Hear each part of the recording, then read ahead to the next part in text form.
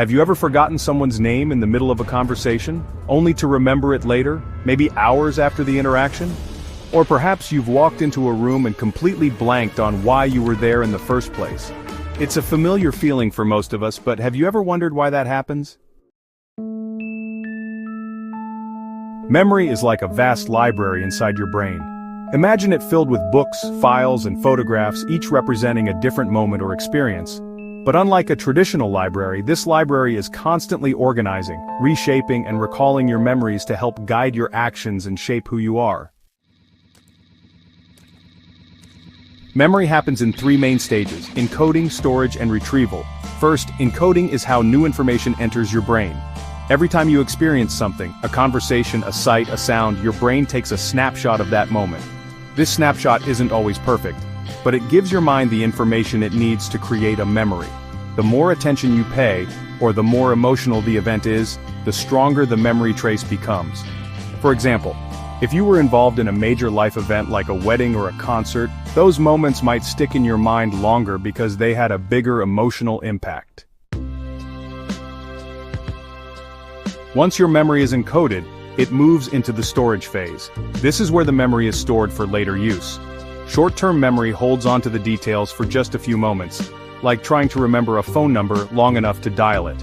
If the information is important enough, it gets transferred to long-term memory, where it can stay for hours, days, or even a lifetime. Long-term memory is more complex and involves different parts of the brain, like the hippocampus, which helps organize and store your memories in an efficient way. Now let's talk about retrieval, the process of recalling memories when you need them. Sometimes, retrieval is effortless. You remember your best friend's birthday without a second thought. But at other times, retrieving a memory can be tricky. This is when you might struggle to remember the name of a movie you saw recently, or the details of a conversation. Retrieval is influenced by many factors, like how well you encoded the memory, how much time has passed, and how many other memories are competing for space in your brain. And interestingly, memories can sometimes be influenced by outside factors, like suggestions from others, leading us to create false memories or misremember details. Memory isn't static, it's constantly changing. Every time you recall a memory, it's not just replayed like a movie. Your mind can reshape and alter it based on new experiences and information. This means that over time, the way you remember something can change. This is why two people can experience the same event and remember it in completely different ways. There are also different types of memory. Explicit memory is what we think of when we remember specific facts, like your childhood address or the name of your first pet. Implicit memory, on the other hand, involves skills and habits that you don't actively think about, like riding a bike or tying your shoes. These memories are stored in a different part of the brain and are often triggered automatically without you realizing it.